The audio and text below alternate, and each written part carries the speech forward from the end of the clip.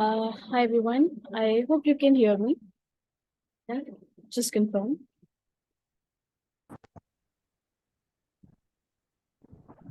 Yeah. All right. Great. So, welcome to the first session of the course Introduction to Biostats, the live session. So, you've all registered for this course, right? You all. I hope you've all seen the first week's videos. There were 5 videos in all, and it's an 8-week course.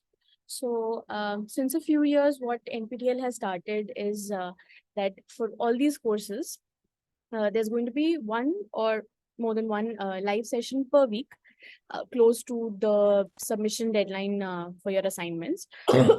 So that if you have watched the videos and if you have taken a look at the assignment, if there are any questions that you have, if you have any doubts, you can ask those. And other than that, what we have planned for these sessions is that I'll give you a quick recap of what was covered in this week. And I have a few some sample problems that will help you understand the topics even better and also help you assist in solving the assignment. And starting from the next week onwards, if you have any questions from the previous week's assignment solutions, we can discuss those also. All right. So these sessions are going to be recorded and the recording is going to be uploaded to YouTube. While attending these sessions is not mandatory for you, like if you have sort of registered for the course for the certificates, these live sessions are not a requirement. So the attendance is not absolutely essential, but of course these are going to help you once you to understand the course better. So anyway, so these sessions are being recorded, they'll be uploaded to YouTube, the link will be shared to you. Also, the problems that we solved in the class today. So let me share my screen and yeah, so I hope you can see my screen as well. All right, I would request all of you to mute your mics for the time being, but if at any point of time during the discussion, if you have any questions, feel free to unmute and ask. Hello. Yeah, please unmute yourselves at the moment. Or sorry, mute yourselves at the moment and you can unmute whenever you have a question, all right? So yeah. So now for this course, the emails that you must have got, so it says that there are 2 sessions every week, one on Fridays and one on Tuesdays. So we are 2 teaching assistants assigned to this course, and every week we'll have one session each. You as such don't exactly need to attend both the sessions because there could be overlapping discussions in them. So whichever of the 2 is more convenient for you, or Fridays or Tuesdays, you can attend those. But of course, you're free to so you're free to attend both the sessions as well. Like I mentioned, this is being recorded, so I will upload the recordings on the same day. So today, within an hour after the session ends, I will upload the recording. So you don't need to record it at your end. And so as of now, for this 8-week course, we have 8 sessions planned. In case it's required at the end of 8 weeks, if you feel that we need to have a revision session, you can let me know and we can schedule that as well. All right. So I would be the TA for these sessions on Fridays. And so yeah, so you've all joined the Zoom Meet link. So you already have this link. This link will stay the same for all of these sessions, for the Friday sessions. And recordings will be available to you on YouTube. This link will also be shared with you soon, but you can note it down at the moment. So my YouTube channel is Pallavi UQIDAR at the end. And this PPT that I have prepared for today, and if there's any other reading material that we discuss in any of the sessions, all of that is going to be recorded to the Google Drive, uploaded to the Google Drive, and that link will also be shared with you. So since this course is biostats, and as you would have already seen from the first week's contents, that there's a lot of solving, and specifically for this course, you would see that not a lot of other tools or online any tools are being used. But what I would recommend you to do is to have a notebook, a pen, and a calculator handy with you. You can have your mobile phones as well. So because when you would be appearing for your exam, if you would be appearing for your exam, you would have an online scientific calculator available with you. So simple calculations you can do, but of course no other software or any other medium will not be there. So it's good to have your practice from day one itself. Okay. And that's there. So recording again, since I'm getting a couple of requests to record the meeting locally, you don't need to do that, right? I am recording the session. These recordings are going to be uploaded to YouTube. Okay. Right. So this is what I have planned for the live sessions. You are more than welcome to give me suggestions on how we can improve these sessions and make them more fruitful. So for today, we'll have a quick recap of the topics that were covered. This was the first week, so these are relatively basic topics. And in the upcoming weeks, if there is any demo or any sample problems that we need to discuss, we'll discuss those. I have around 10, 12 practice problems for today. So it'll be nice if you can have a pen and paper with you.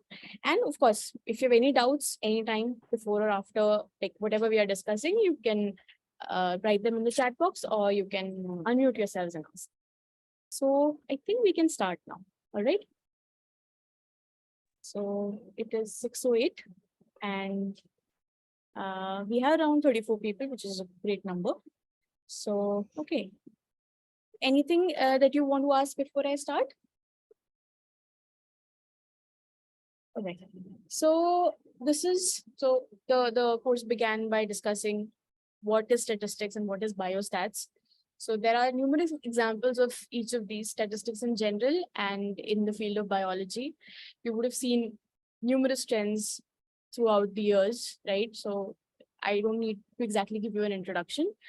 So these are just some more examples. And then of course, when you talk about biostats and its applications or applications of statistics in general, you can have studies wherein the data has already been collected and now you would like to make sense of the data.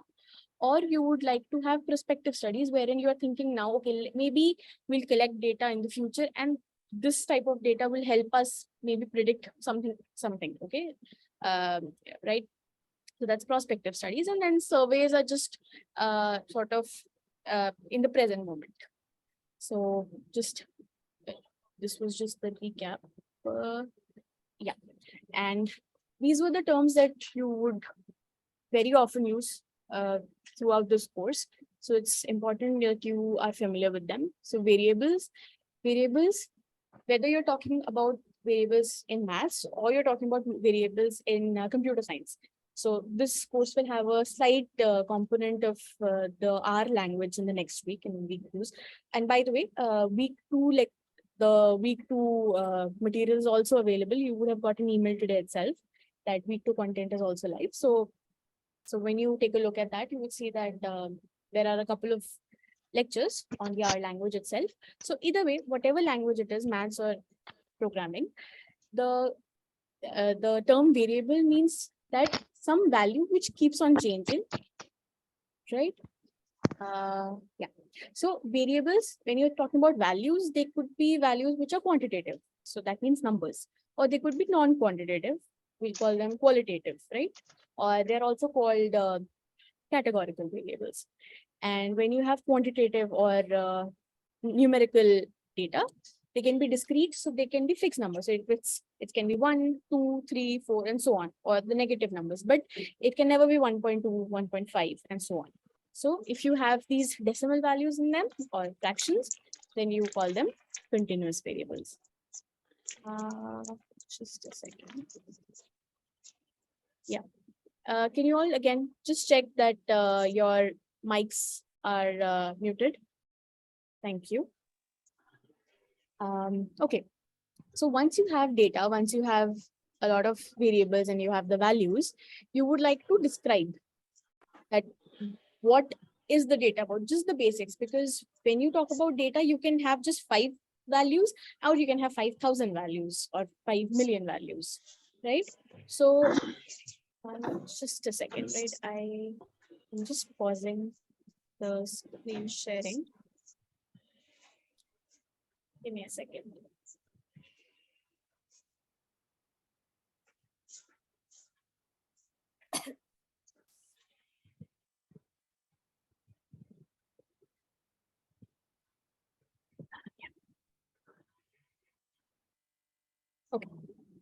Yeah, I hope you can see the screen again. So once you have the data, so you would like to describe it. You would like to know the general trends, just very basic information, because making a sense out of 5,000 or 5 million values is not really easy. So you are describing or summarizing. And in this week, we will talk about three main descriptive statistics, which is mean, median, and mode. And then other than describing, you would also like to infer something. Are there certain trends in it? Certain are variables related to each other, or if they are, by how much, and things like that. So they could be, this would come in the later few weeks of this course. So you would like to test hypothesis, or you would like to predict something. Okay. And then there are several plots that you can generate to better depict your data, right? Because a pictorial representation, so when we are just saying descriptive stats, plots are also going to help you to describe it. And sometimes plots can also help you infer data.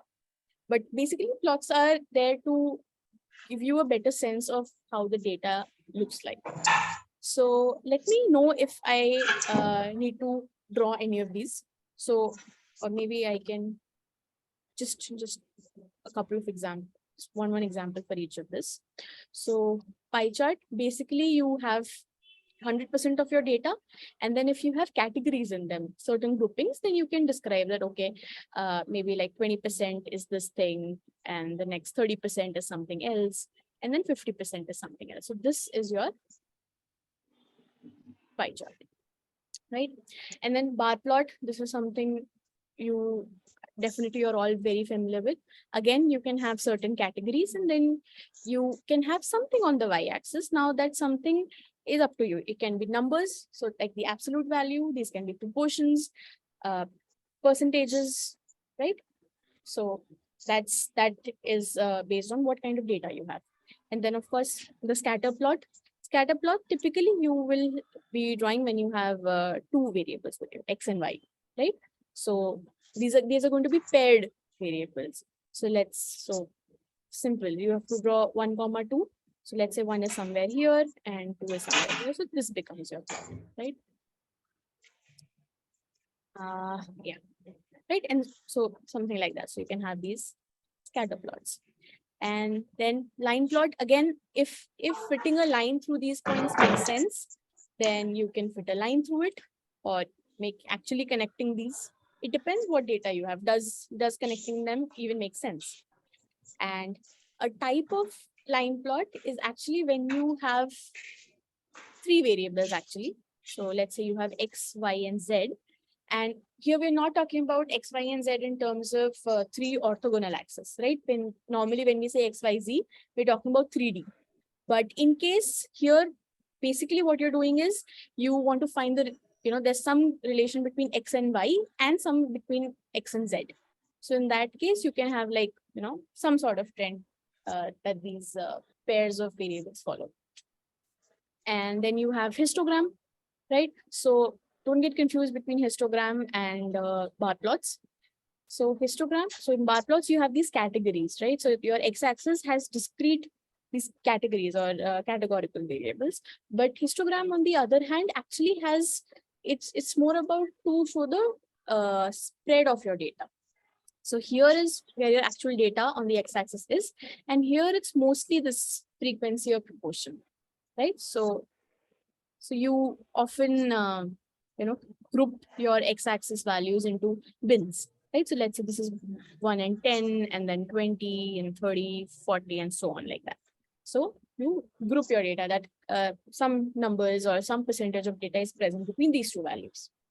And then you have box plot. I'll just give you a quick glimpse into what the box plot is. So it, in some way, it is similar to a bar plot, because again, here also you would have, let's say, these categories, and here you will have some value.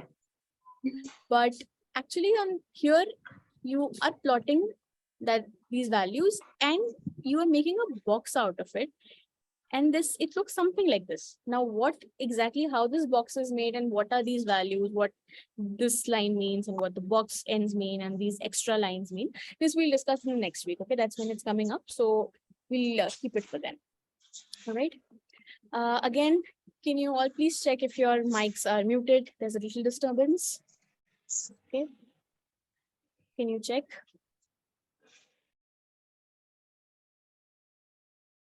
Yeah, great. Thank you. Okay. So now you have all of these examples, right? So which one of these, so which one of this best suits your data? Which one should you make? This is very important. And then once you've decided which of these to make, you should also be very mindful of, so let's say you've decided like you need to make this a scatter plot.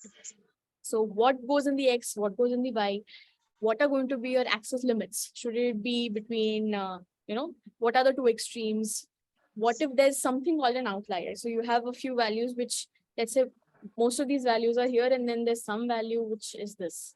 So how much sense does this make, or it does not? And so, right, so these are your limits. And then there were things like breaks, and also let's say you actually don't have any values between, for a certain range. So should you have those in your plots, and how do you depict those? Because it's very important to convey the right information. Sometimes you can make a plot which might seem like it's conveying something, but it's actually not. Okay, so it's the plots don't have. Sorry.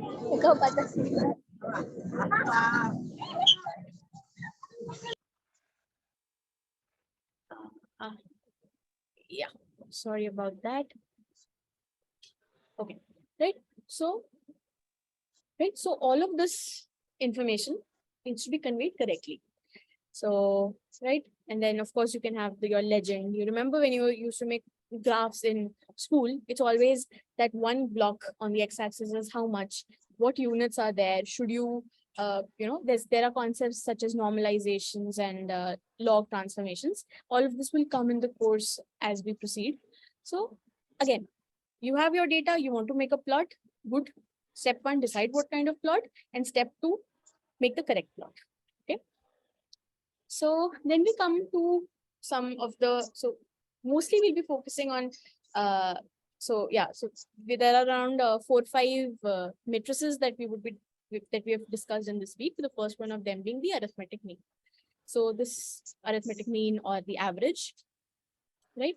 So basically, so here, just to be familiar with the notation, xi, you have one variable which is x, and you have n observations starting from x1, x2, x3, and so on until xn. So it's denoted as xi, I being your subscript, and this goes on from 1 until n, and you sum it up. So you add up all your values, and then you divide by the total number of values, which is n. This is one way. Or in case if you have group data, so just you can have the same data. So let's say if I have 1, 1, 2, 3, 1, 2, 1, 3, 2. Let's say I have this value. So I can have assign this as x1, 2, 3, 4, 5, 6, 7, 8, 9, 10. So let's say I have 10 values, x1 to xn. So what I'll do, I'll follow this. I'll add them all up, divide by 10. That's one way. I can also denote it as I have 3 values, 1, 2, and 3. And 1 comes 4 times, right? 4 times. 2 comes also 4 times. And 3 comes twice. So here, fi is the frequency of the xith observation. So I can have 1 into 4 plus 2 into 4 plus 3 into 2. Again, dividing by the sum of fi, which is 10. So it amounts to the same thing. Just 2 alternate notations. And once you have the arithmetic mean, sometimes it's, what you can do is, let's say if instead of 1, 2, 3, if let's say you would have 10, 20, and 30. So you can, of course, you can divide the whole thing by 10. You can make this calculation simpler, and then you can keep that 10, you can account for that 10. So how you do that? So let's say that y was actually 10 times x. So the sum, or sorry, the mean of y would be 10 times the mean of x actually, right? And if you have, let's say instead of 1, 2, and 3, if you had, let's say 11, 12, and 13, so in that case, the c here was 10. So the mean is going to be 10 plus the mean of Just a second. It's the lab. Yeah. So, right. So these are simple transformations that, and I hope this comes up. So you can try and do it yourselves. So this is just going to give you an idea of familiarity with this concept. Okay. So that's there. And so arithmetic mean is one measure. And we also talk about geometric mean instead of, so there what we did was we summed up and then we divided by the number, right? So here, instead of summing up, you multiply, and instead of dividing, you find the nth root. So instead of that sigma sign of the summation, here you have this pi type of symbol, which indicates product. Again, product of n values of x, and then finding the nth root. Now, we can discuss which is better than the other. So let's take this example.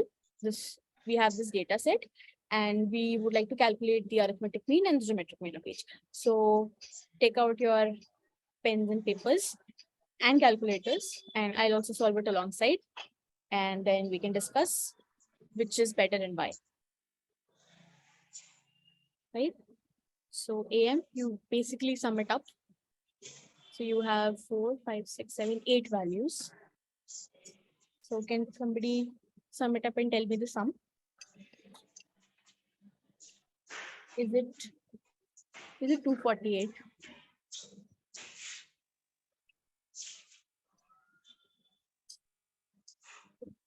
So you will have to be interactive for the problem solving part of the live sessions, okay?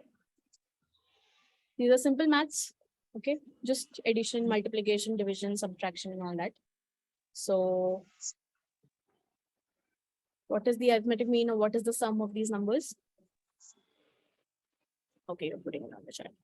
Good. So, all right. So 248 is the sum. And then when we divide it by 8, we get 31, right? All right. And likewise, we calculate the geometric mean. So what is the product here?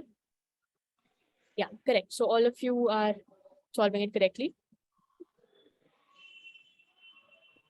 So you multiply the numbers and then you need to find the 8th root.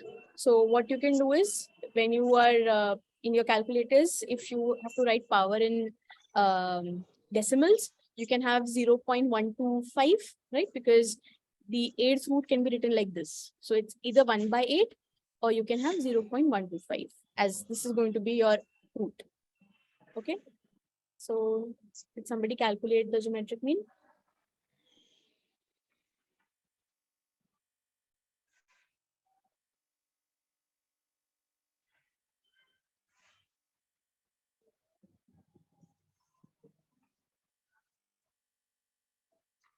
Okay. I hope you are all solving. So multiply the numbers and then find the 8th root.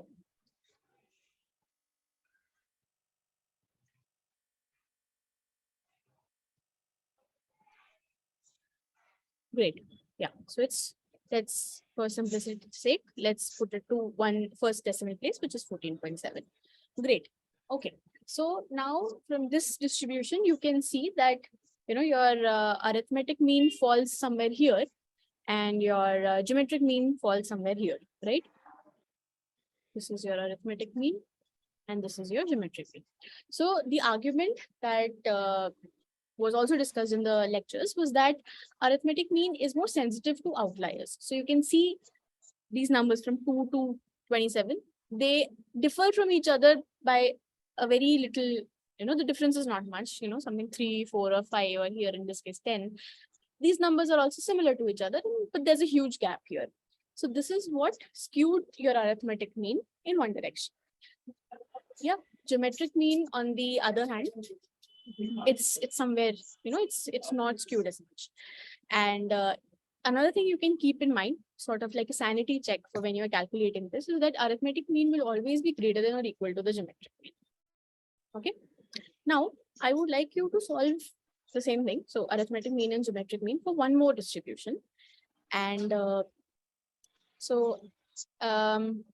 think you can all solve this. So I have it calculated. So I'll just give you the values of this. So here the arithmetic mean is 120 and the geometric mean is 41. Okay. So can somebody like give a moment, think about it. Which of the two measures do you think is better and why? Or is any of them actually better? Like, is one better than the other? If yes, which one? If not, why? So would you like to, would anybody like to answer this? Your answers can be wrong, not a problem. We're just discussing. I was also making some sample examples, and then I thought this sort of example, you know. So GM is better than AM. Now, so now you see that your AM lies here, right? 120, and your GM actually lies here. Now, what makes you think that GM is better? In the previous case, I agree. Your geometric mean was, it was much within the distribution. But but in this case, the geometric mean is also, because now you see how I see it is 2 and 4 are as much outliers as is 500 here. Okay, somewhat. So these are extreme observations. So somewhat, maybe geometric mean is better, but according to me, neither is, doing justice to your data set. Right? Because if you actually, let's try drawing this. So what I'm drawing is, here you have your observations, and here I'm just ticking whether it's, sort of yes or no. So it's starting from 0 here all the way to 500.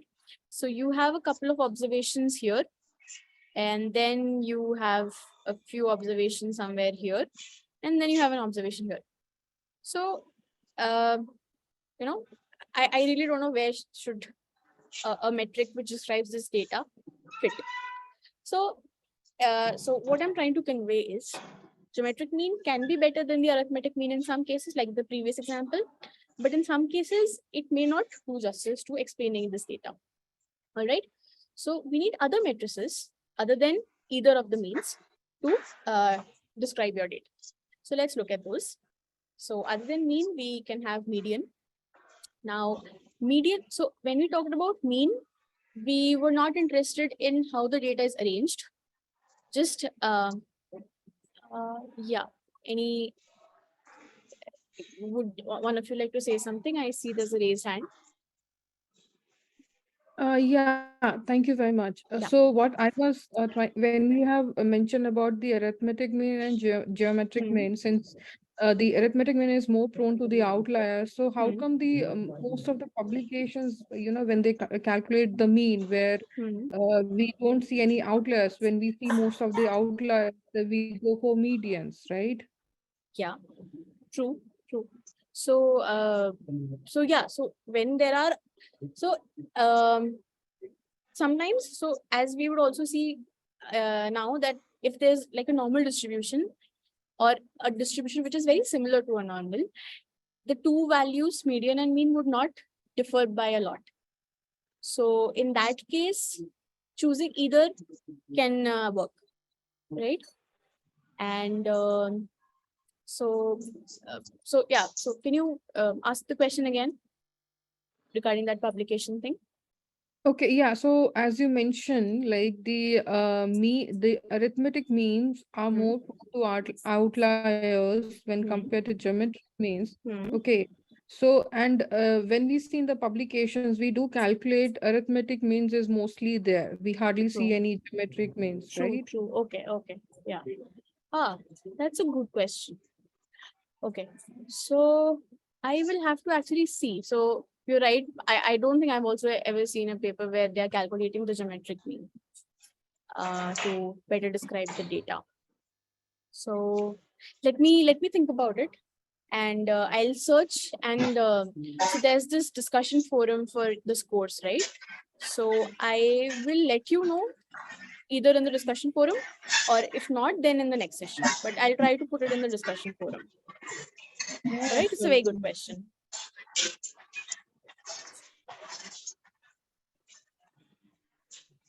All right. Thanks.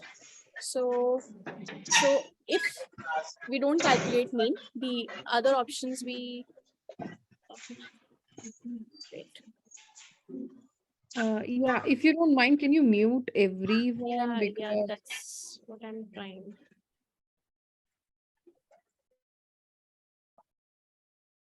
Yeah, I hope that's done. Yeah, please, all of you, just take care. Please just cross check if your mics are muted. All right.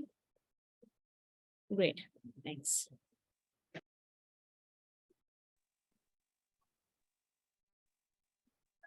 Okay. So next up, I'll just reshare the screen. So in addition to mean, the other matrices that we can calculate, one of them is median. So here we are more interested in how the distribution, when you have arranged your values in ascending or descending order, how they behave. So what's the middle value basically? And of course, when you have an even set of numbers, there's not going to be a single middle value. So what you do is you take the two middle values, n by 2 and n by 2 plus 1th value, and you calculate the arithmetic mean of those. That becomes your median. And if there's an odd set of numbers, then n plus 1 by 2. So let's say if you have 9 values, so the fifth position is going to be your wait. Yeah.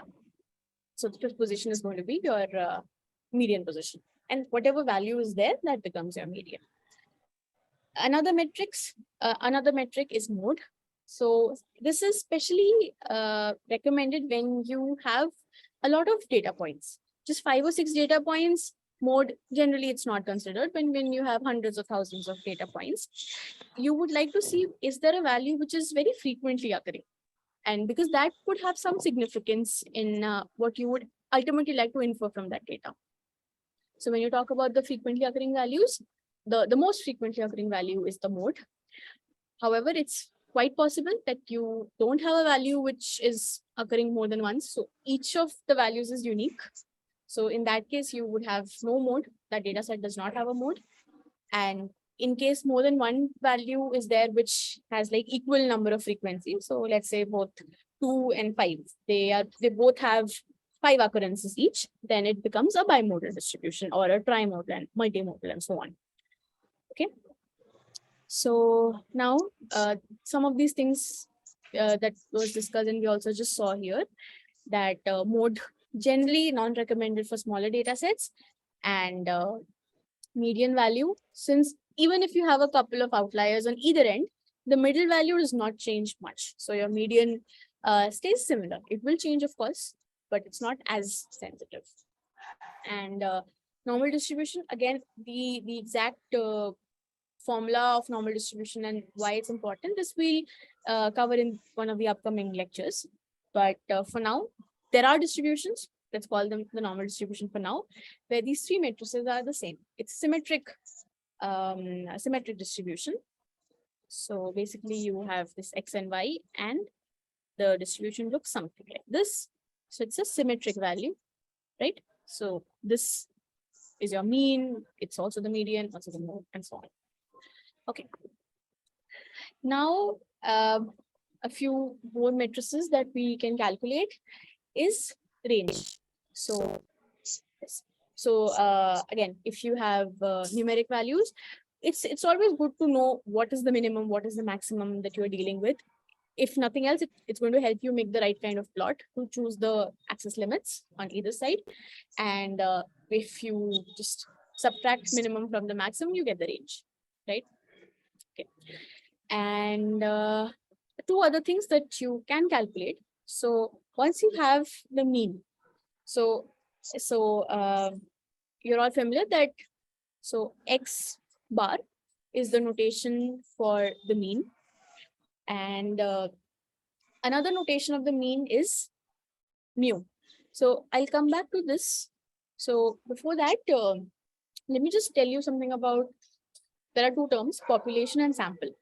So population means everything, all possible data points, all possible values, for a given, variable. So for example, let's talk about let's say you're doing some experiment, some data collection from the Indian population. So basically the population of India becomes your population for that kind of experiment. But for obvious logistic reasons, it's not feasible, and it's also not required to take inputs to take that value from all that population, right? You can have so what is instead done is that you sample. So you choose some number from it. Now, how much should be sampled? There are again rules and all for that. We'll see. But once you sample, you will have a smaller group that you are actually working on. So so there are these different ways in which you can sample. So simple random is you're randomly picking. There are algorithms also available for it, and when you're doing it in real life, it's just a random, sort of picking out a chip. And then you can have systematic random. Basically, you're arranging it in like again ascending or descending order, and then you're choosing, let's say, every fourth, every fifth value. And then you can have stratified random. So here you've arranged it in ascending or descending order, and you have made groups. Let's say you have groups of 5. So now just a second. What should be the size of sample for a country like India or a city like Delhi? So there's no single answer for this. It really depends on what you're doing. So there are something known as power estimation that is done in statistical studies. We won't be discussing it at the moment. Okay, we'll wait for some of the upcoming classes where you have hypothesis testing and all of that. So we'll wait for those. All right. If you're interested, you can take a look at some of the resources online. But it more than anything, it depends on what is your question. All right. Yeah. All right. So simple random, systemic random, and then stratified random. So you have these groups, and then you choose one from each group. And then clustered is similar to stratified, but then there are two steps in which you're choosing. You're also choosing some of the strata, and then you're also choosing samples in it, something like that. So 2 values, population and sample. Is there any formula for calculating sample? There are certain things, there are a lot of arguments, like a lot of parameters that are taken into account when you want to determine the sample size. So we won't be discussing it in today's class, all right? So there's no single like foolproof formula for this. One is you calculate a number, and the second thing is, of course, logistic reasons. Okay, you have to consider a lot of things when you're planning your own experiments. Okay, yeah. So remember these 2 terms: population, bigger; sample, smaller, just a smaller part. But what we are assuming is that if you've done it correctly, your sample should ideally reflect the population. But of course, there's going to be an inherent variability. It's not going to be perfect, right? It's not as if your population had, it's not as if it was a grouped data. So you had 5 values of 1, 10 values of 2, 15 values of 3, and now you chose 1 of 1, 2 of 2, 3 of 3. It's not like that, right? So it's not in exact proportion. So there is going to be an inherent variability by just the fact that you have a sample instead of a population. So how is that taken into account? So just remember, mean can be denoted using either x bar or mu. And so x bar is basically your sample mean. And mu, if there is a way, that's going to be your population mean.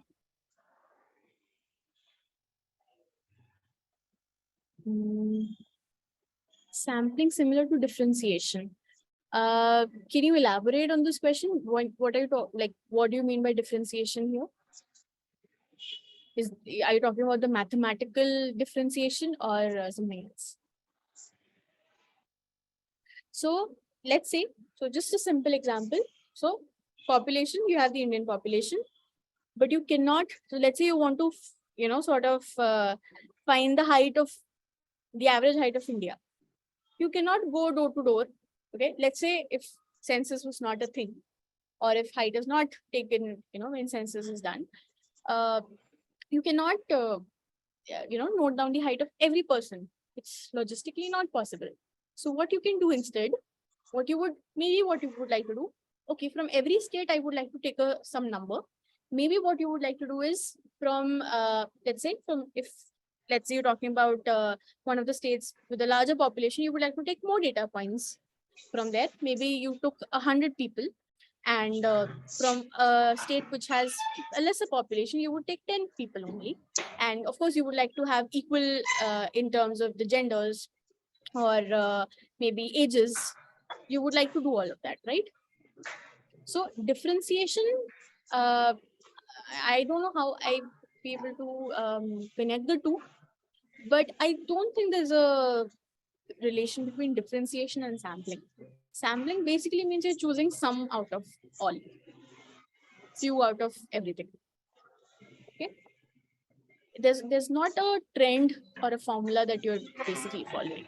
All right. Okay. Next. Yeah. Keep asking questions. Whatever questions you have, it's always good. What direction you're thinking in. It's always good to know. It's always good to discuss. And again, mentioning, you can make use of the discussion forum that you have with your course, whether it's about the lectures themselves or about the live session, or anything except asking the answer for the assignments. Anything except that, you can ask that. Okay. So now, once you have, so now you had your data with you, n data points, and you calculated the sample mean.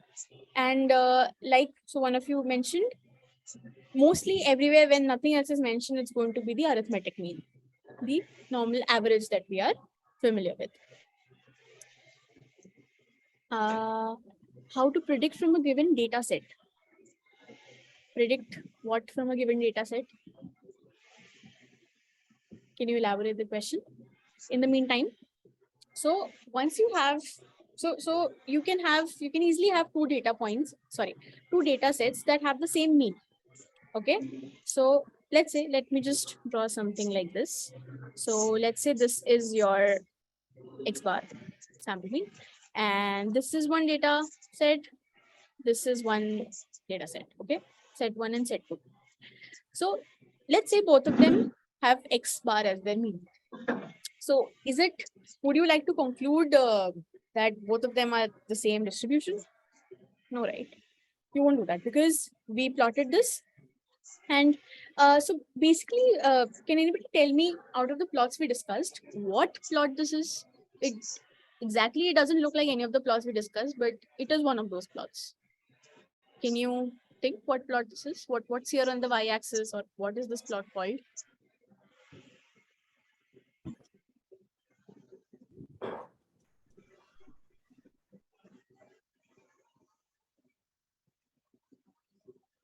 Therapeutic effect from a data set. Okay, fine. I'll give you an example for that. Just remind me towards the end of this class in case we don't discuss. All right. So here, can you tell me what plot this is? It's a scatter plot. It's a box plot. This is a line graph. It's a line graph. Okay. So a scatter plot and a line plot, or a line graph, they both actually have similar, the axis is same. It's just whether you're connecting the dots or you're not. Right now, but can you, so actually, would you like to try something else? One more example, one more answer, and then I'll tell you what this is. Skewness. Skewness, you are almost there. Yeah, so skewness is not a type of plot, but you're close to that. So it's actually a frequency distribution, or it's a histogram. Same thing. So why I'm calling it a histogram is, so let's say you had some, okay, skewness and kurtosis, you are there, but these are not graphs. This is something, okay, so by the way, these terms are coming up in the second week, I guess. So it's good you already started watching those. So those are not kinds of plots. They are actually measures for your data. Okay. So now, an axis, sorry, a plot, there are two axes, right? X and Y.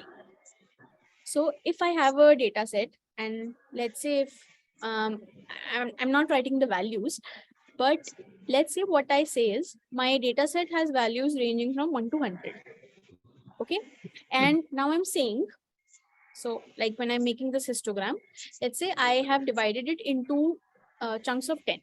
So 10, so it's basically starting from 0, 10, 20, 30, 40, 50, 60, 70, 80, 90, and 100. Okay. Now, here, I just want to plot the frequency. So what I mean is, I want to calculate how many values are there between 0 and 10. Let's say this is 5, 10, 15, and 20. Okay. Now, let's say between 0 and 10, there are 5 values. Between 10 and 20, there are these values, this value. Okay, I'm just drawing this, need not be the only possible, distribution. So you're basically calculating between 70 and 80, I got some 15 data points. So I draw this line, right? Between 80 and 90, I get maybe 5 data points. Between 90 and 100, I get 2 data points, something like that. Now, let's say instead of this gap, this chunk, or this bin, there are a lot of terms that you can use. Instead of these bins being 10 size of 10, let's say if they were of size 5. Okay, so maybe I would have seen slightly different, it's just a little different, almost similar, but there could be little more variability captured. Anyway, so you get the gist, right? You're going to have double the number of bins and the distribution would stay more or less the same. Now what I do actually, I connect, let me change the color here. Which one? Maybe this one. So what I do is I actually take the midpoint of each of this, right? And I actually I draw a line. Now, does this line and this line, they resemble, right? So this is actually a frequency distribution or a histogram. All right, frequency polygon. Oh, I've never heard this term. Okay, if this term is there, great. I am not familiar with this. So, but yeah. So you get the gist, right? That so what you're basically here, so it's nothing, you have not done any transformation, you have not calculated anything, you have just shown how your data is distributed. All right, that's it. You have these points and now you're just chunking them, you're binning them into these groups, and then you're just saying, okay, so many points were here, so many points were here, and this is what it looks like. So now this is just so a quick question. Can I just ask a question sure, on this? Sure. Just related to this only. So within the lecture, we were told, so these bins that you have made, it will be 0 to 10, 10 to 20, 20 to 30. Right. So what was told to us in the lecture is the value 10. It will fall in 0 to 10. It will not fall in 10 to 20. Yeah. What is this rule called? I just wanted to know. Okay. And are there exceptions to this? Does it apply everywhere, or So now the thing is that when you have these bins, whatever is this intersecting data point, it's always going to be there. You can't include them in both the chunks, right? So I think it's by default, it's assumed that it should fall in the left one, the smaller one. So basically how you would denote the bins is that, how is it done? So 0 greater than x greater than equal to 10. And then the next bin is going to be greater than 10. And yeah, I think I've done it. Sorry. This one. Wait. Do I have an eraser here? So yeah, greater than 0 and less than equal to 10. Yeah. So this one, greater than 0, less than equal to 10, and then greater than 10, less than equal to 20, and so on, right? So this is a traditional way, or could you not do 0 to 10 and 11 to 20 and then? Okay. You can, but now think about whether your values are discrete or continuous. Right? What if you have a number that is 10.2? So if instead of 10, like 10 here, instead if you had 11, then you'll miss on that value, right? You get my point? How would I miss out on the value? Both cases I would have the opportunity to plot a value like 2.5 no, or so just a second. 22.5. So if let's say you're saying something like, just confirm if you're saying something like this. Are you saying something like this? Yes. So now which bin would 10.2 fit? Understood. Okay. Right? So but what you're Intermediate saying, values. yeah, can't but fit what here. you're saying applies if you have a discrete distribution. If you just have these integers, or if you have like real numbers, no, integers, whole numbers or integers, then what you're saying is fine, because then there's no chance for 10.2 to occur. So in that case also, here this is fitting, right? Greater than 10, the next value you can only have is 11. If I'm counting the number of trees, I will always have even numbers. I will always have integers. So Integers. I can Yeah, use yeah. the first. But if I'm putting Sure. something like temperature, then Absolutely. it's a continuous value. So you need that finer level of You're detail. right. Yes. Okay. Correct. All right. Thanks for asking. Okay. So okay. So this is what a histogram is, and histogram is one of the best and sort of the most commonly used way to just show what your data looks like. And this is especially important when you have a lot of data points, right? If you have 100,000 data points, looking at them wouldn't tell you anything, right? So you would like to see it pictorially. Now I would like to draw your focus here. So these are your two distributions, and let's say it's frequency or it's percentage on the y-axis here, and both the distributions have the same mean. And when I'm saying mean, let's say by default I mean the sample mean. So but you can definitely see here that the two distributions are quite different. One of them has a larger range, right? So you can see that this is your maximum for distribution 1, this is your minimum. So the range, max minus minimum, is larger, and the second one has a smaller range. So it's more around the mean. So if I tell you the word deviation basically means how much is it, away from your reference point. And for distributions, let's say mean is your reference point. It's something that's integral to your distribution. So how deviated are your values from the mean? So inherently you would say that yes, the first distribution has a higher deviation because there are values which are farther away from the mean, and the second distribution has relatively lower deviation, right? But of course, lower and higher, they are relative terms, so we would like to have some values for it. So there are two ways in which your deviation can be calculated. Now, one of them is called mean absolute deviation, the other is called the standard deviation. And again, as such, you can have deviations, you can calculate deviation, absolute or standard, from either the mean or the mode, or the mean, median, mode, any of them. Okay. But mostly this is done from the mean. Okay. So that's what the formula here shows. But as such, you can do it from any of the matrices. Mode, I don't think is generally preferred, but mean and median and deviations can be taken into account. Okay. So now what this formula is showing here is that, again, each of your values, you have your values and you have a mean. So now you find the absolute difference between these values. Now, let's say in this case, let's say if this value here was 5, and if I have a value here 4, and if I have a value here 6, so when I'm calculating 6 minus 5, that is, so it's basically xi minus x bar, right? So it's 6 minus 5, or it is 4 minus 5. If it's 6 minus 5, it's 1. If it's 4 minus 5, it's minus 1. If I sum up these values directly, I'm going to get 0, right? So, but I understand that if there are values on both sides, the deviation is not 0, right? There is some deviation. So by convention, deviation, either of the two kinds of deviations will always have a positive sign, but the positive does not mean it's a positive deviation or a negative deviation.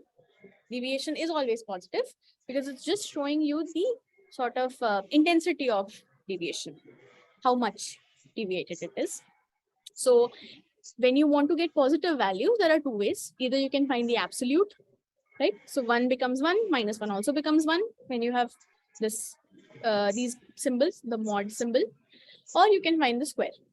Square also, square of 1, square of minus 1, any number for that matter, it's always a positive value.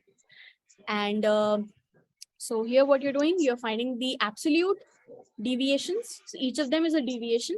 You're finding the absolute values, you're summing it up, and you're dividing it by n. Instead of, in terms of standard deviation, I would like you to first see this one.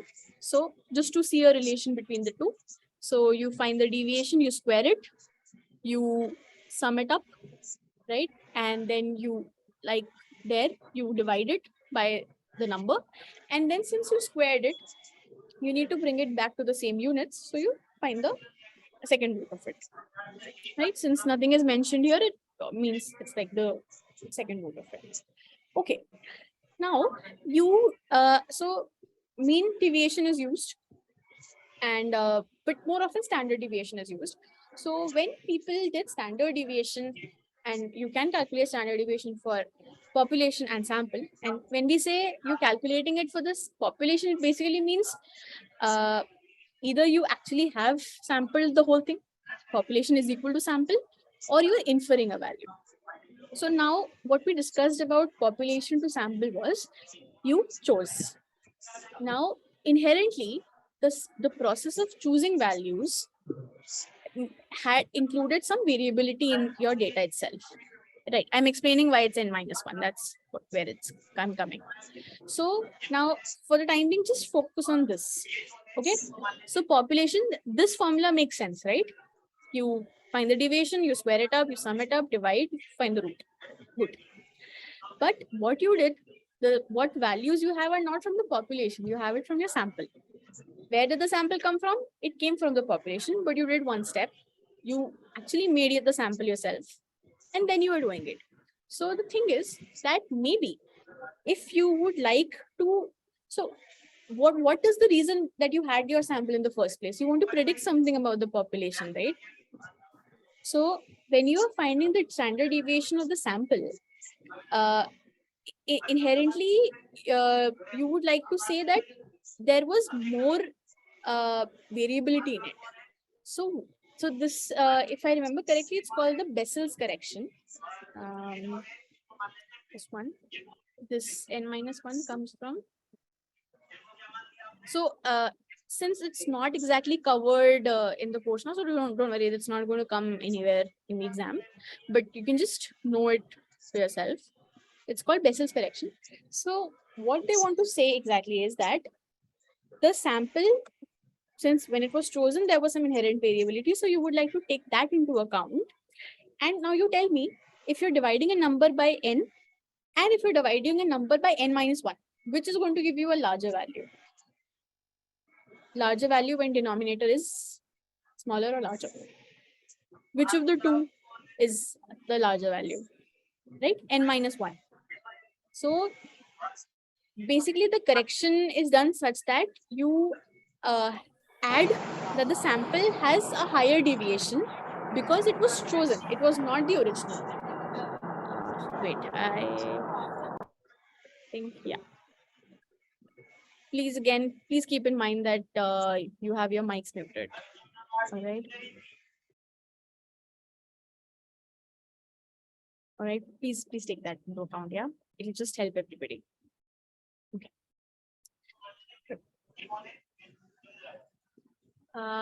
Okay.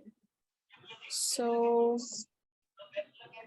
yeah, all right. So here the Bessel's correction basically enables that for your sample, you would like to add, you would like to increase the deviation, because that is what is actually correctly encompassing the process of sampling itself.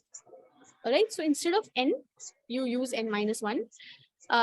you would expect that this should also follow for the mean absolute deviation. It's just that it's not used as often. So formally a correction is not available for it, but that would also be fine. But what you need to remember is that for standard deviation, when you're talking about the sample, and mostly you will be talking about the sample, instead of n, you have n minus 1. All right. And that's the formula for standard deviation. And again, this is also going to have a positive value, while I agree that roots can be negative also, but this is convention that standard deviation will have a positive value, and you can square it up. So basically, if you do not take this root term, if you just solve this thing, then that is called the variance. And likewise, you'll have it for the population, and it's just denoted in different ways. So sample standard deviation is called S, population is sigma, likewise is for S square and sigma square for the variance. Pallavi, I And can just interrupt you here. sure.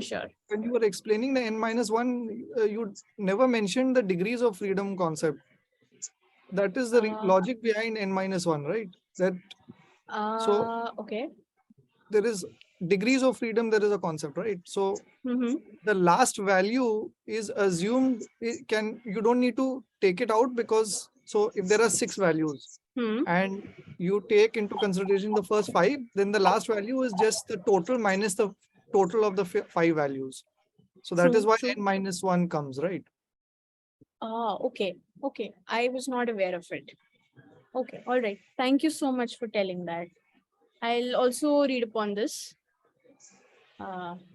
Thanks. Okay.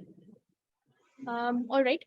So that's there. And okay. So now when you have this summation, so if you would, what you can do is, so this derivation was also discussed in the class. So what you're doing is basically this is a whole square.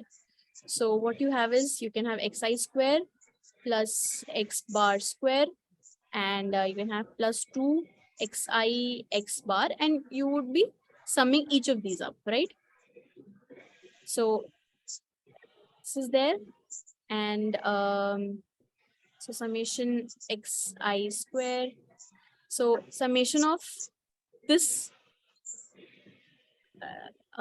x bar square summation is basically equal to plus n x bar square, right? Because this is just n times the same thing. This value is not getting repeated. And minus, again, you will have the summation of this thing. So 2 times xi is also actually equal to minus 2.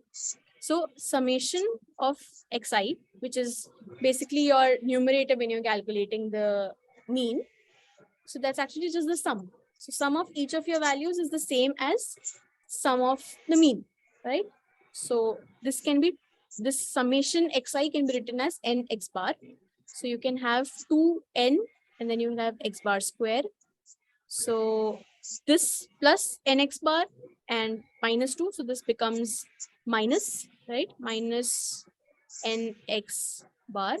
So while I have written this inside the summation, so I think this would be like this, right? Correct me if I'm wrong. It should be like this. Yeah. So this is what the formula is.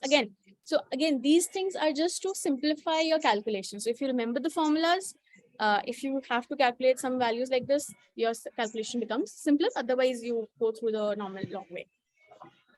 Okay. Any questions until here? This we discussed.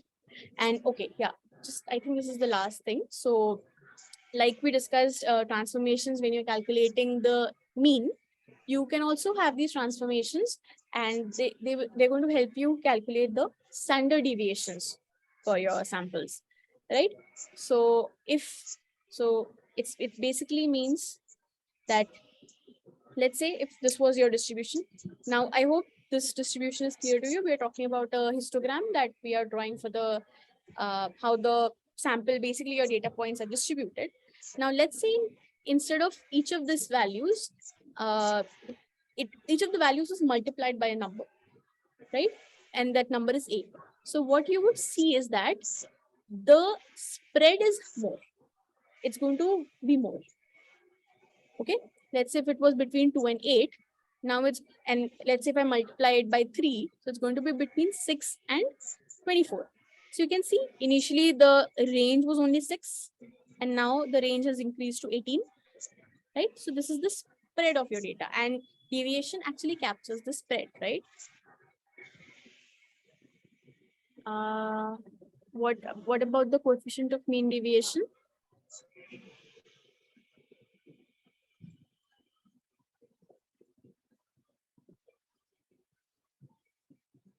Can you elaborate what you're asking?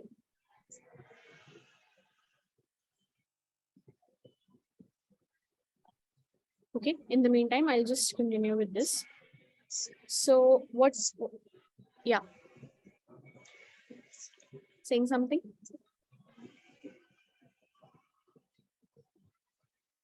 Okay. All right, so you can see that the spread of your values actually increases if you're multiplying, your whole of your data. So that is actually also reflected in your standard deviation. So the derivations of these were, I think they were discussed in the lecture, but it's just good to have a brief idea of what this is. And anyway, it's always better if you can derive this. And but now think about it, in case you are not actually multiplying, but you've actually shifted each value by, let's say, 3. So instead of 2 to 8, now let's say you had 5 to 11. The range is still 6. This is still there. Everything is shifted. The mean is shifted, median is shifted, mode may be shifted. But the extent, the range, nothing of that sort has changed, right? So the standard deviation stays unaffected. And then this one is just a combination, right? So the change in values, if they are multiplied by something, makes a difference, but addition or subtraction would not. Coefficient of mean deviation, where it's used. So we're talking about where this is mean absolute deviation, where that is used. So like I said, these are two very similar matrices. Ideally they can be used interchangeably, but as far as I know, standard deviation is just more preferred. And so standard deviation is used more, but they can be used interchangeably also. It's just you need to mention which of the two deviations you're talking about. All right. So this is there. Now we have a few questions. Mostly all of them are very similar, simple questions. But what I would like you all to do is have your pen and paper and calculators handy, and calculate this alongside. And so this is basically the main purpose of the second part of the live sessions, is that you are familiar with the formulas and things that were taught. You can solve your assignments, and then this is the type of questions you would also expect in your exams if you'll be appearing for this. All right, so so again, you can all type in your answers, or it'll be even better if you can just unmute yourselves and tell me. So the difference between two modes. So what you can infer is that there are going to be two modes from the data set. It's a bimodal distribution, and the answer is C. So 1 is one of the modes, 6 is another mode, because each of them are occurring thrice. So the answer is 5, right? All right, good going. Second question, what is the range of the given data set? So for range, what are the two values you need to look for? Maximum and minimum. Correct. Which is the maximum here? This is the maximum. Which is the minimum? 22. Yes, 22, right? So 102 minus 22, that's 80. Good. All right. So which parameter can be chosen to determine the spread of your data? Standard deviation, mean, mode, median.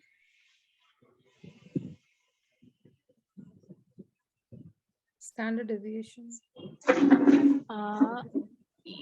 Yeah, right.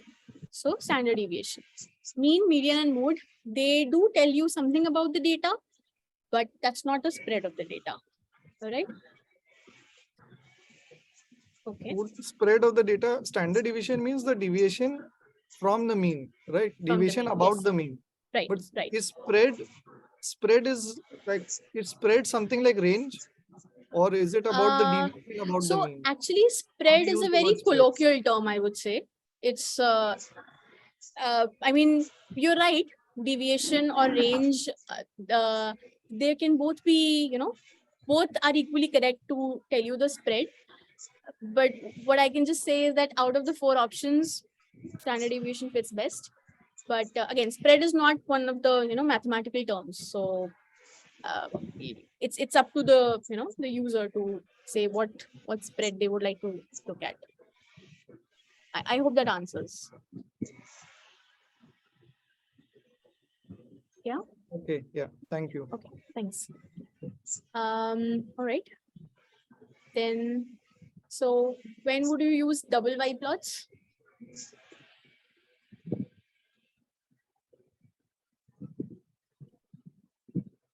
Think about it. Yeah. So when you have 3 variables, right? You remember X and Y is your normal line plot or scatter plot, and double Y basically means you have another Y axis.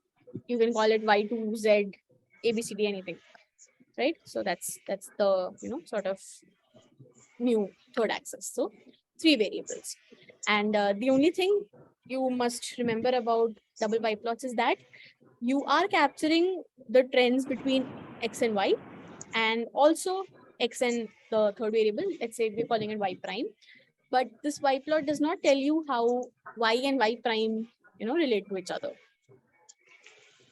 Okay, so 3 variables. Okay, 1, 2, 3. I hope that's clear. Okay, not 2 variables. Okay, so I can just give you a simple example with it. So let's say you had maybe like a climate distribution. You would like to see the atmospheric gases distribution from the 1950s until, let's say, 2020. That's your x-axis, and here you are interested in CO2, and maybe you're also interested in something like temperature or O2, let's say temperature. So this is not telling you how CO2 and temperature are related. You may see a sort of something that we are calling correlation. Again, we'll come up in the next session, next week. But you can find these trends. You may be able to get an idea, but it's directly you're not plotting these values together, right? So just to clarify once more, this is how you had your data, and let's say so these are paired values, or rather 3 in a group. So when X is 1950, then Y has, let's say, a value of 30 and Y prime has a value of 50. When X is 1960, it has, whatever value, something like that.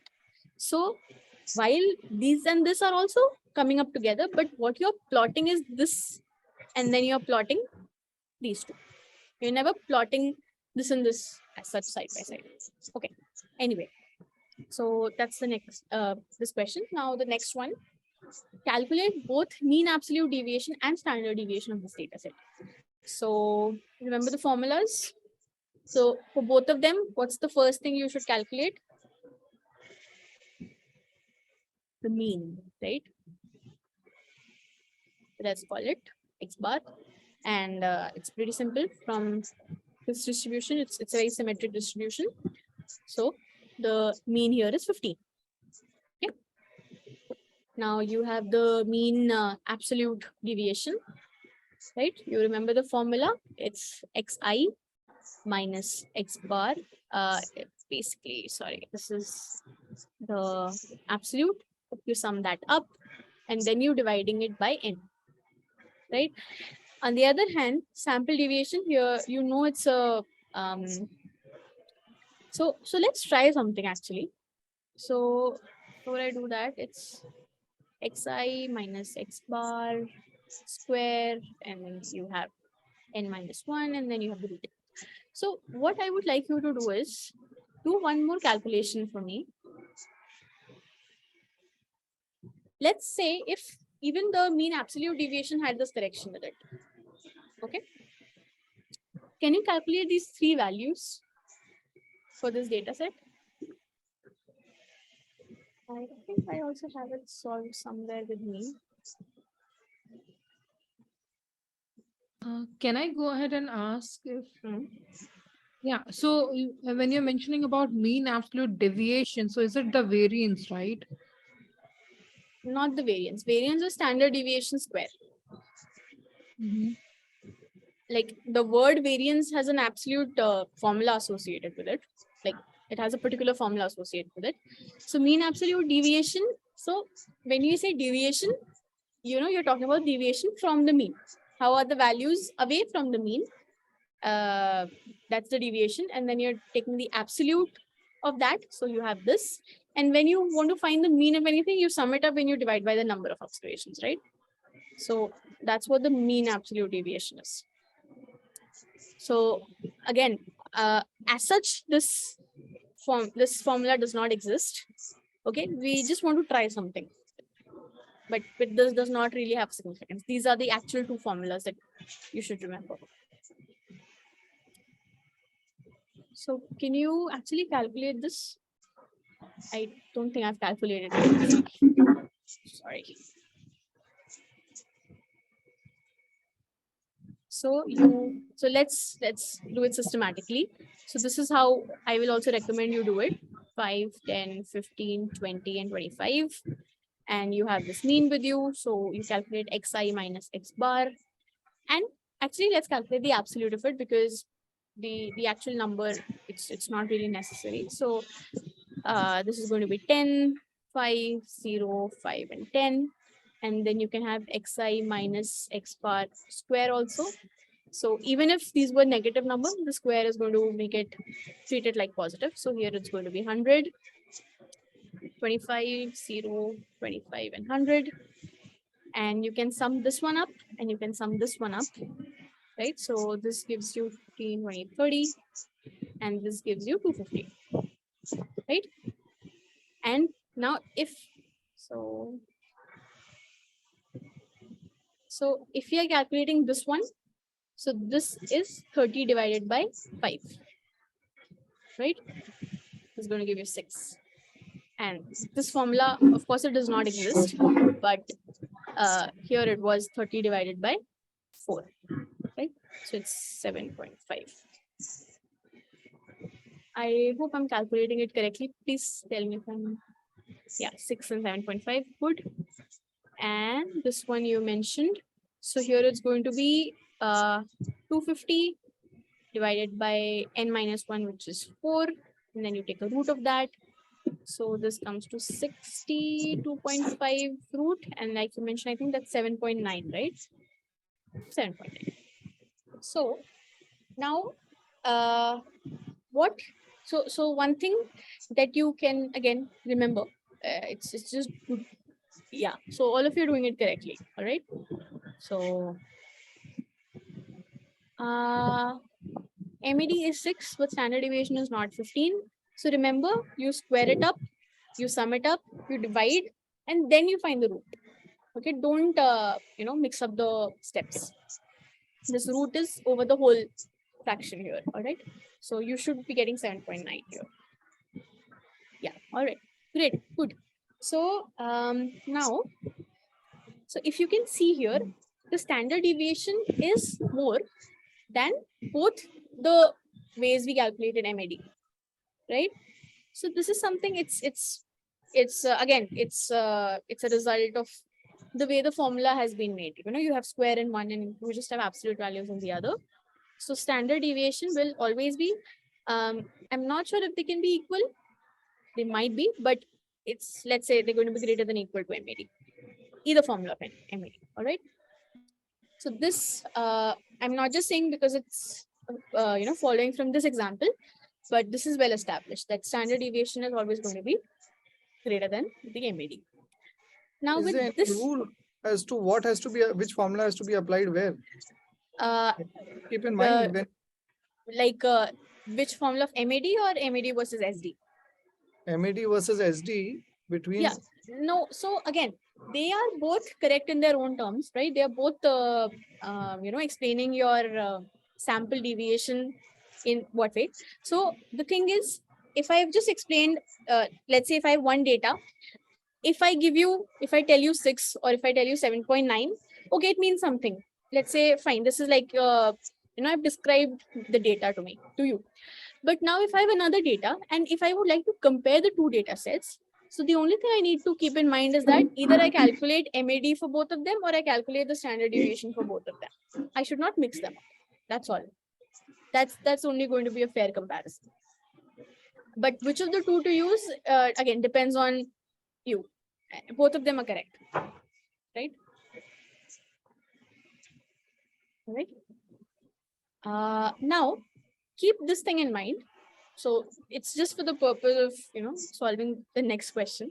So, this is just like a corollary of what we just established, that standard deviation will always be higher than the MAD. So you have one data which has a, for one sample you calculated the mean and MAD, and for another sample you calculated mean and SD. Okay, let's say I did this. So from the look of it, they are both measures of deviation. They are both 6. I can be tempted to, infer that they're both equally deviated. They both have a similar distribution, but that's not right? Because what did we just discuss? That SD is generally greater than, not generally, it's always greater than MAD. So for sample 1 and sample 2, here you have your MAD equal to 6. SD we don't know. Here the MAD we don't know, but SD we know is 6. So definitely here the MAD is going to be a value which is less than 6. And here SD is definitely going to be a value greater than 6. So now you can either use MAD to compare both the values or you use SD to compare both the values. Let's say we're saying SD. So this SD is higher, right? So which sample has more dispersed values? SD, we're not talking about, I was mentioning SD sample is more dispersed. Yeah. Yes, that's right. So no, actually, so sample 1 is more dispersed. This sample. Because the MAD is 6, so the standard deviation is more than 6, while the other one has standard deviation of 6. Right? Yes, gotcha. Right, got it. So the only thing I would like you all to, sort of the take home from this discussion of MAD and SD is that these are two matrices. They're both correct because they have their own formulas, but since they differ, they'll give you different values. You should always just, whenever you're comparing, it's always good to use the same metric across your, the data sets you want to compare. All right. Why what? So let me just recap. So you have one data set, it has a mean and it has an MAD of 6. The other data also has a mean of 50 and it shows that the standard deviation is 6. So in the previous question, and what is also known from literature is that standard deviation is always greater than the MAD. This is known. It's by the virtue of the formula that is there, right? Because you're squaring it up, summing it up, and then, finding the root. So this is because of the formula. Now, so because of that, what we can say is that for the data where the MAD is 6, the standard deviation will be greater than 6, which is written here. And likewise, for the second sample where we have the standard deviation available, the MAD is going to be less than 6. Let's say this was 5 and let's say this was 7. So now if you want to compare your two data sets, you can compare them across the same metric. Either you use MAD to compare them both or you use SD to compare them both. If you can say the MAD, one of the data sets has a value of 6, the other has 5. So dispersion means more dispersed. It means this one, right? A higher value of either of the two matrices, MAD or SD. So data set 1 has a more dispersed value. Is that clear to everybody? If not, you can ask me again. All right. Okay. If not, I'll go to the next question. Okay. So which of the following metrics may not exist for a data set? You all know the answer, right? Sorry. The mode, right? So it's possible that each of your values appear once, right? Let's say whatever the values are, these are the data point, they all have the same frequency. They appear once or the frequency is same. But actually, yeah, so the frequency is same. So in that case, you don't say one of them is a mode. So mode may not exist for a data set. All right.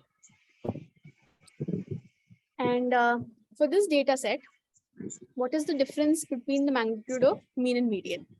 So you need to calculate the mean and median.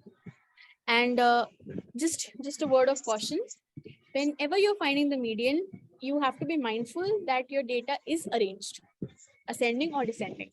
In this case, it is arranged, but if not, you should not directly jump into finding the median position. Arrange and then find the median position. Okay, otherwise your answer will be wrong. So here there are 10 values. So you're going to have 2 median positions, right? This is the median position. You are supposed to find the arithmetic mean of the 2 values. They are the same. So the median in this case, right? The median is equal to 8. And can you find the mean of this? Sum it up, divide by 10. You should just, from the next class onwards, you can have your calculators handy, or you can just have it on your phones, whichever is fine. So yeah, so the mean is actually 7.4. And the difference in magnitude, so when we're talking about the magnitude, it does not matter, the sign does not matter, median minus mean or mean minus median. So you have 0.6, right? So C. Good job, everybody. And then we have this next question. So you have this data set given to you.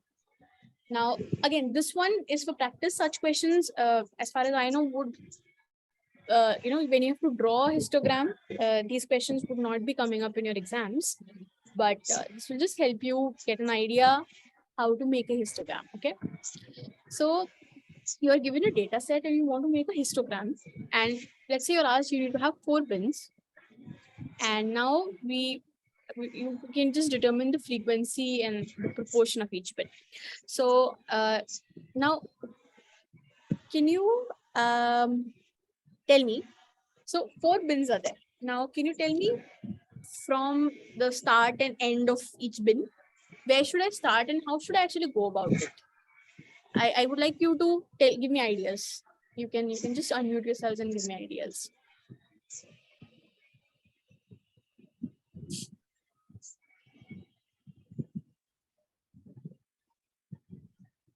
Should you subtract the largest value from the smallest and then divide that by 4? Right. Absolutely. Right. So now one way, so definitely this is like what you can do. So you get 11.5 and then you can divide 11.4 by 11.5 by 4, right? Now another thing is, this is absolutely correct. The only thing I can also recommend is that, so that it's not like there's not one single answer how you can make a histogram, but very often you don't take the first and last values itself. So maybe what we can do instead is, instead of taking 12.7, we can say take 13. Instead of taking 1.2, we can take 1. It does not make a difference. Your so whichever one you take, again, like we discussed, since your exact endpoints, they can differ a bit. So if you have values on those endpoints, they will change. But you can go for either of these values. So you can do 11.5 by 4 or you can do 12 by 4. So bins of different width. It's just that now your bin would start from here, it would end here, instead of starting and ending here. But each of the 2 methods are equally correct. This one, it's just going to be slightly simpler. That's all. But again, equally correct methods. Okay. So just to show, I would continue with this one, but both are correct. So what again we can do is we can have something like which one? Greater than or equal to 1, and then so 12 divided by 4 is going to be 3. So x, this, maybe we can have something like this until 4, and then you can have x which is greater than 4 until 7, and then greater than 7 until 10. Okay, I'll explain. So you want to make a histogram. Now, what does a histogram have? You will have all your points here. So this is basically your, the range of your data. So you will have data points starting from 1.2, then 1.3 going to be somewhere here and so on. And somewhere here is going to be 12.7, right? Now you can have your histograms directly starting from here, right? So let's say, wait a second. Yeah. So let's say if I have it from here, so I divide it into equal chunks. So I'm just drawing it just like that. So you can have something like this, right? You start from 1.2 and you end at 12.7. Or what you can do, instead of starting at these exact decimals, you can also start from 1, right? And you can end at 13. That the thing is, histogram, the purpose of a histogram is to show what your distribution looks like. It's just a pictorial representation of this, this sentence, this mathematical, equation that I've written here. It's just a pictorial representation of that. All right. So, so what we have done is, so let's say if I want to draw it starting from 1 until 13, I find the range. So 13 minus 1, I get 12. And then here the question asks that you make 4 bins. So I divide this number by 4 and I get 3. What this 3 indicates is that the size of each of my bins is going to be 3. So I start at 1, I add 3, which gives me 4. I start at 4, add 3, it gives me 7. Start at 7, add 3, gives me 10. Start 10, add 3, give me 13. And then that's it. You have your 4 bins with you. And if you are careful of this sign that we just talked about, the greater than or greater than equal to sign. So there are 2 things we don't want. That is, we don't want to, let's say if this, if we had like a number 4 here instead of 4.1, okay, if let's say this was not 4, this was not 4.1, this was 4. So where should I fit 4? Should it be fitting here or should it be fitting here? Right? So we don't want to include it into 2 bins, and neither do I want that any number should go missing.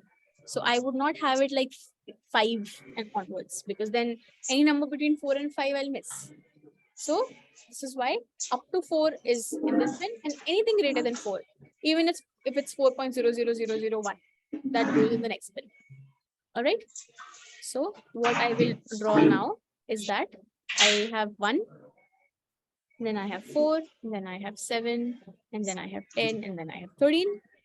So now how many, so now let's consider this to be 4, okay? Forget it's 4.1. So how many values in the first bin? So this is going to be my frequency. So frequency is on the y-axis. So 1, 2, 3, 4, 5, and that's 6. So between 1 and 4, including 4. After 1, including 4. How many values are there? 1, 2, 3, and 4. Right? So my first bin is going, wait. Yeah. It's just a straight line, okay? I'm not able to draw it. So this is my first bin. Okay. Then from greater than 4 up to 7, 1, 2, 3, 4 again. So this is also same thing. Just same line, okay? On the value. Then greater than 7 up to 10. 1, 2, 3, 4, 5. Right? So here I would have it like this. And then greater than 10 up to 13. So 1, 2, and 3. It's going to be something like this. So this is my histogram. And now if we are asked to determine the frequency, I can say that each of the bins, the first bin had a frequency of 4, second also 4, third bin had a frequency of 5, last bin had a frequency of 3. And more importantly, how do you find the proportion of each bin? What does proportion mean here? Or for that matter, what does the word proportion mean? It's almost like a percentage, right? Except the percent, it's a fraction. So how many total, what is the total frequency, or how many values are there? I think you have 16 values in this one. 4, 5, 6, 7, 8, 9, 10, 11, 12, 13, 16. So the first bin frequency is 4 by 16. This is also 4 by 16. This is 5 by 16. And this is 3 by 16. All right. So of course you can simplify this to 1 by 4 and 1 by 4. So these are your proportions of each bin. Right. So if instead of this value, you could have had, right, instead of this axis, you can also have proportion. So this is going to be like, this was like 0.25, right? Because this 1 by 4 means 0.25, and I will have to calculate what 5 by 16 is, but you get the gist, right? So it's the nature of the histogram won't change, but just the y-axis are changing. How 16 came? Okay. So you calculate how many data points you had. 1, 2, 3, 4, 5, 6, 7, 8, 9, 10, 11, 12, 13, 14, 15, 16.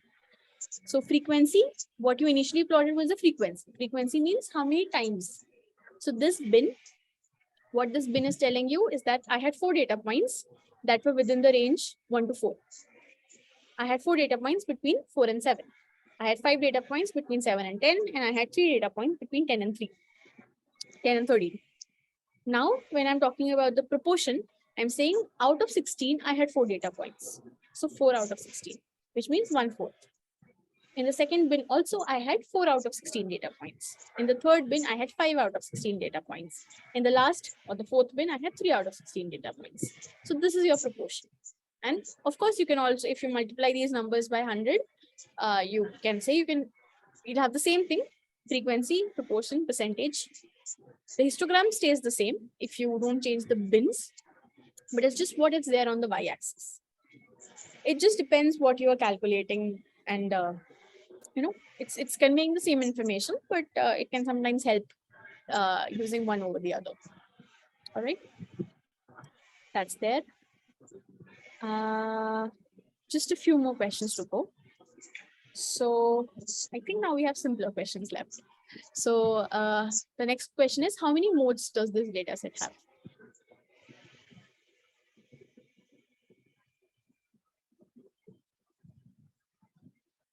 Three, right? So 4 is also occurring twice, 6 is also occurring twice, and 8 is also occurring twice. So you have, right? All right, good. And then for the data set 2, 4, 6, 8, 10, which of the following statements is true? Is the mean 5? Is the median 6? Is mean equal to median? Or are both B and C statements true? Think about it carefully. So what is the mean? 6. What is the median? That's also 6. So mean is equal to median, and median is equal to 6. So you would say that both B and C statements are true. So D, right? Okay, good. So just be careful with these questions, because what you're saying is correct. B is also correct, C is also correct. But since B and C are both correct, so D is the correct answer. Okay, so a mango farm owner tabulates the mango produced each year. And what they note is that how many mangoes were produced every year, and what was the average weight of mangoes each year. Maybe they do it every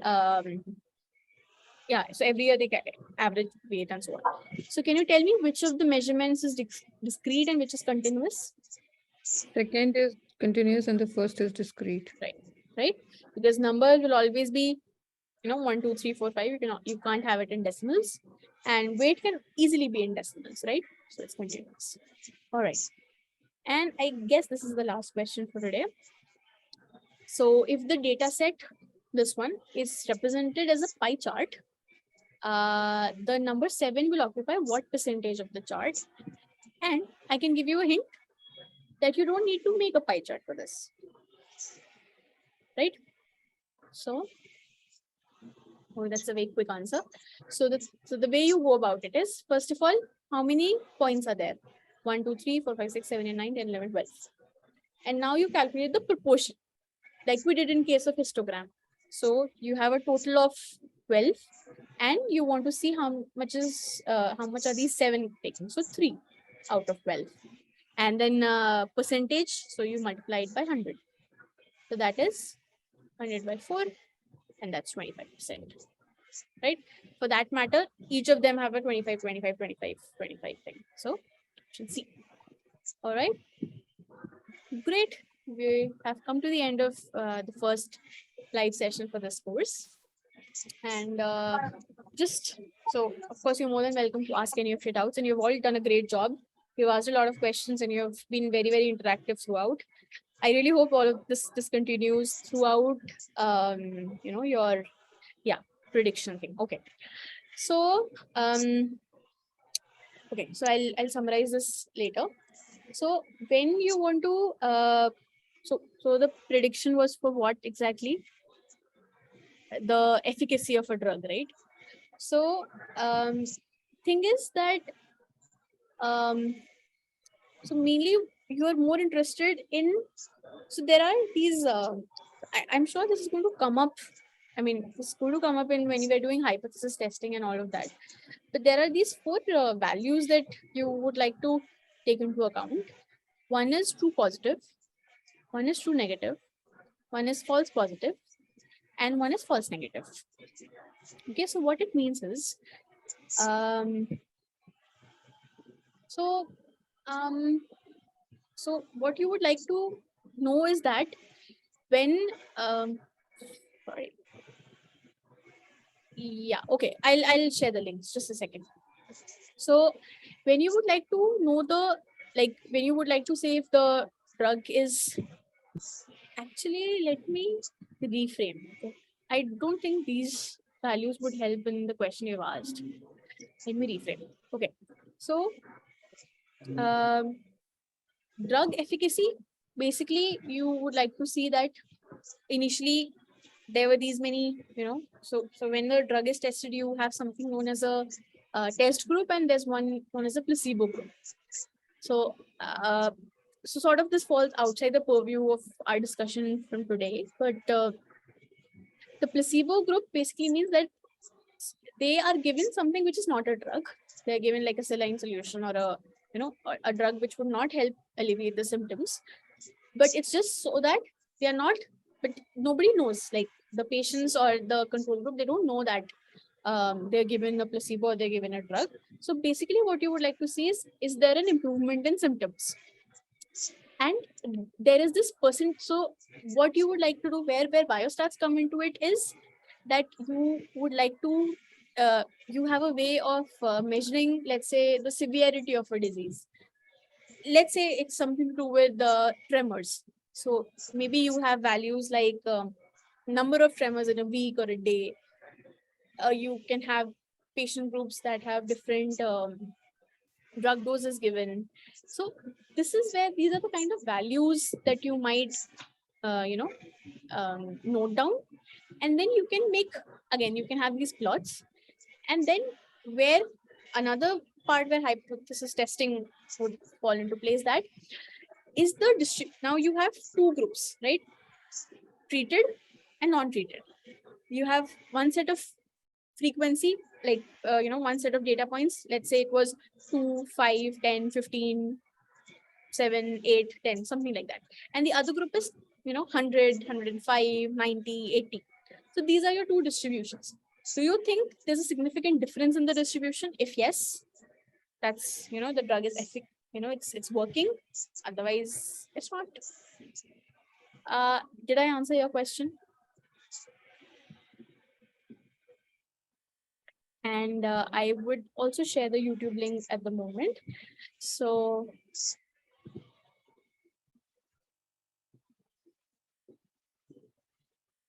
oh, this one is the assignment.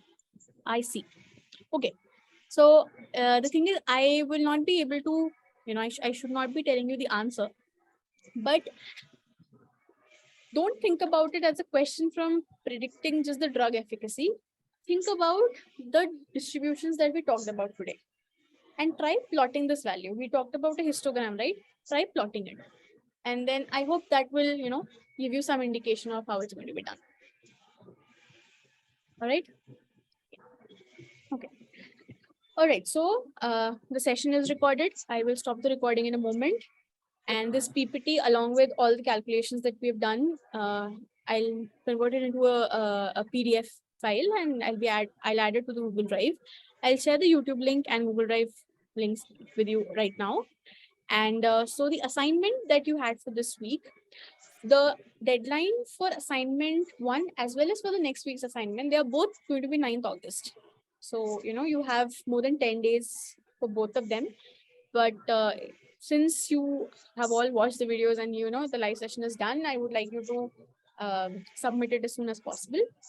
If you have any questions, any doubts, make use of the discussion forum. All right. Week 2 content was also released today.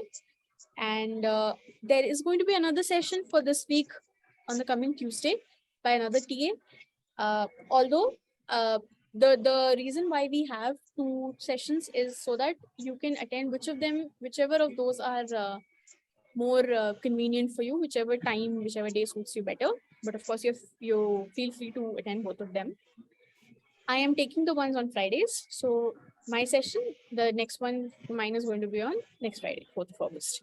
The link for everything, the timing, we would try all of them to be constant unless there's some other commitment, but mostly all of them is going to be the same. So I'll see you next Friday.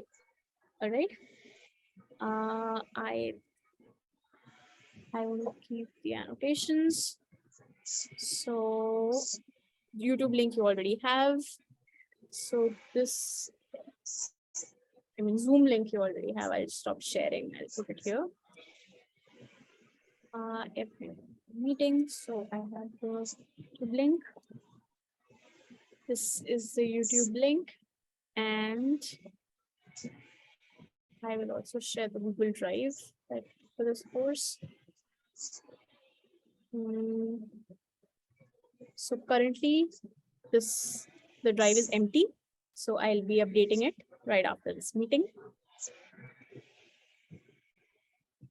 Pallavi, just a few things. Yeah, sure. On the NPTEL dashboard, the live sessions don't come in this week 1, week 2, and the live sessions don't feature over there. So one has to look for the email and then find the link and then access the live session. That can is go up on the dashboard. That will help. I don't think I have the permissions for the dashboard, but the thing is, so there are 2 ways out for it. One is you get these, I think you'll get it in your email as well as on the announcement section, like a week before, like a few days before the session is going to be conducted. That is officially from the NPTEL. What I can do is, if you want, I can put it in the discussion forum, but again, that's also going to come up via your emails. So, but the thing is, what I can recommend is that since the Zoom link is going to stay the same for all our future meetings, you can just save it. You can add it to your calendars if you want. Okay, the link is going to be the same. Right. So I think that should be okay, because otherwise as a TA, I don't have permissions to put it on the dashboard. That's controlled by NPTEL. This is the second NPTEL course I'm doing. So the previous one I did, all the sessions were there and you could access. So you can go back. If you're in week 6, you can go back and access the live session that happened in week 4. Oh, that would be there. That they would update. Previous sessions, they would have, like, either they would have a link to it, or yeah, I mean, that they would update, but that would not be immediate. On the other hand, the YouTube link that I've shared, I'll just stop the recording in a couple of minutes, and I'll put the recording on the YouTube channel. So that is going to be available to you immediately. And yes, the Google Drive is currently empty. So the Google Drive is primarily for these PPTs and the material that we're discussing here. So I'm going to update this right after today's meeting. All right. And just one more thing is that, so actually I'm looking to get back into stats for my research, and I want everything to be quite thorough. The videos I feel go through the topics very quickly. Okay. And so is there any, these videos are the 2016 ones. Right. Is there Right. any alternative material?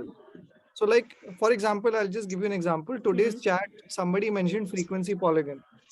And then I had totally forgotten about this. Then it struck me that, okay, when I was studying stats, and frequency polygon is basically when there are too many columns, you don't put any columns. You just put the points on the graph and then link it from the origin and draw the trend line.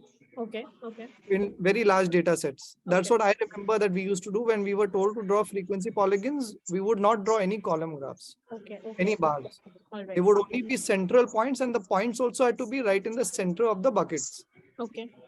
And then we had to connect it. So I feel like a lot of topics are skimmed through. So Yeah. when So I started, now, if you would read the group, like the course description, so this one is actually more suited for like undergrads, and this is mostly to give you a brief overview of what biostats is. Right. So I feel what you are looking for is a more in-depth course. So I can just recommend you, you can search for other courses on NPTEL, because while this is going to give you a, like a comprehensive view, but I agree this is going to skim through a lot of things, because again, you on an average, you have like 2 or 3 hours per week, and there are tons of topics to cover. So it would not be exactly possible to go into details of everything. Right. okay. So but anyway, I'll also see if I can, if I get to know any other courses. Can you drop me an email? Right. I'll share my email ID maybe. Yeah.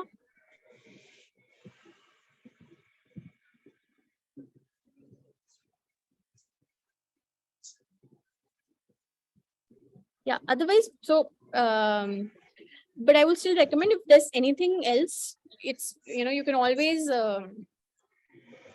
just post it on the discussion forum, because if there are others who feel likewise, who might not be there in today's meeting, I think it will be good if you can post them, and if everybody can come together, you can all share your views.